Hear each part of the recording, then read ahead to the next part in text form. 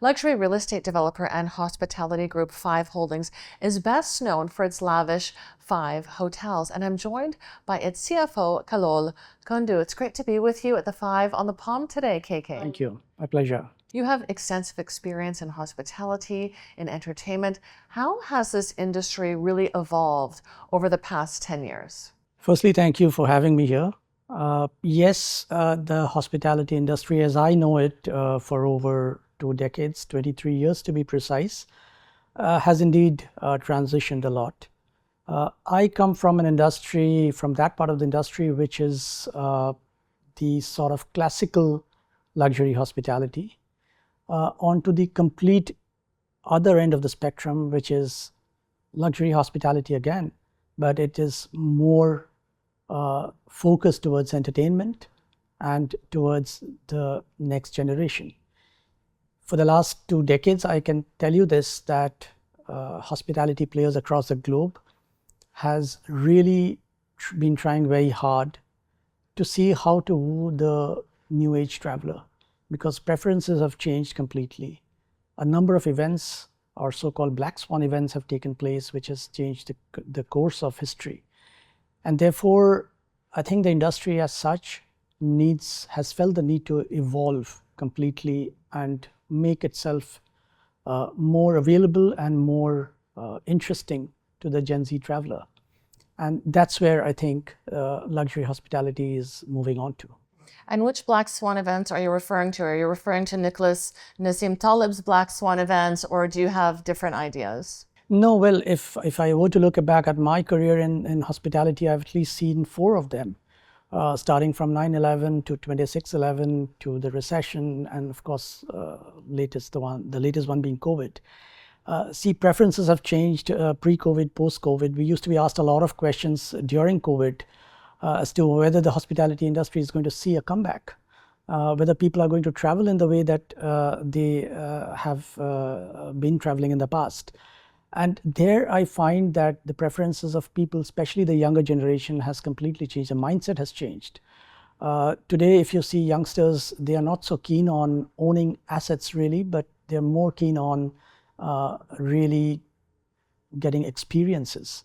And that's where I think the future of the industry lies. The more vibrant the industry is, the better I think it'll be able to service new gen customers. And how are you catering to the needs of these consumers who want to prioritize experiences over anything else? So if you just take a few steps back, you would see that hotels used to be buildings. I mean, if you look at advertisements of the past, you would see buildings and kind of structures and architecture and stuff like that used to be really showcased by hospitality chains.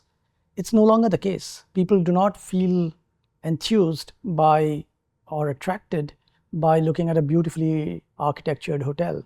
Of course, there are different elements to the hotel which people want to experience now, which is, for instance, a customer or a consumer today who's more conscious about the environment would like to see a lot of environmental friendly elements in the hotels.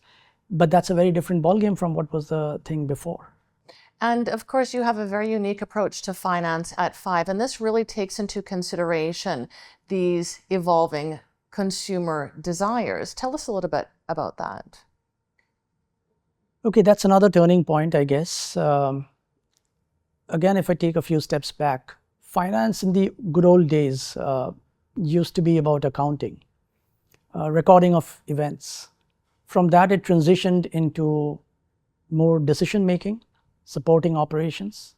Now it's been more to be fully engaged with operations to ensure that business optimizes itself. When the finance function is partnering operations, it means that it has not only to ensure that the operations are run like a very well tight operations, so to say. Of course, in every industry, but definitely in the hospitality industry, what we need to cut is to cut waste, not cut cost. That is a very important element, because if you indiscriminately cut cost, then you'll end up cutting corners, and that's not the idea. We want to give a better experience. So therefore, wherever there's a waste, cut that. So that's on the operations side. But at the same time, if you want to really run a successful organization, then your entire modeling must be such that you really operate at very low costs of capital, right? And how do you achieve that? I think one of the best things and one of the reasons why I joined this organization is because of this beautiful model that it has, which really ensures that it really provides a lot of emphasis on making sure that it is asset light as well as very deep into the assets themselves. What I mean by that is when the assets are created, these are sold out to other owners, so the capital is realized. And thereafter, these are run like any other hospitality industry. So you get the benefits of hospitality, you get some benefits of real estate.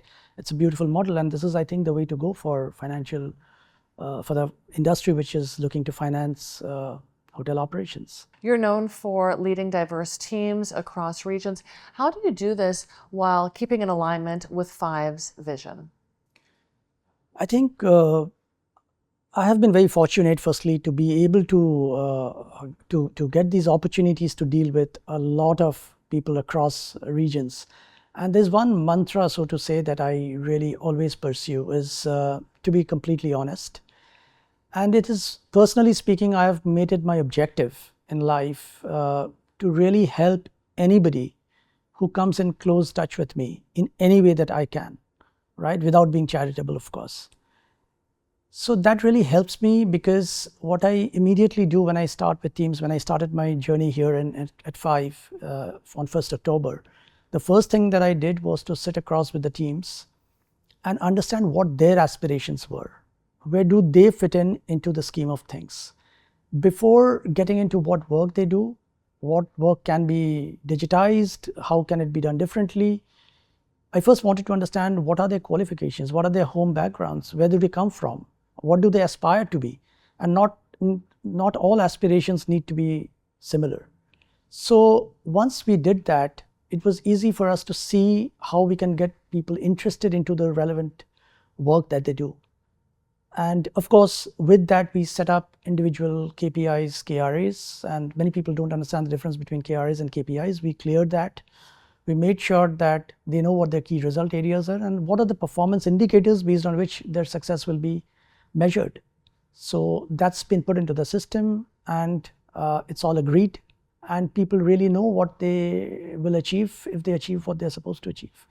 And this principle, I think, applies across the organization, across different organizations. Just being honest to it is, I think, what matters. And I would be remiss if I didn't ask you about future developments at Five Holdings. What are your plans in the near term? We currently are in this process of finishing our existing development plans. And of course, there are many more opportunities that are going to come up as we speak. We are exploring a lot of opportunities for acquisitions, for M&A activities. We'll see how it all goes as things pan out. Well, we are following your news closely. Thanks so much for chatting with me today. Thank you so much. Thanks.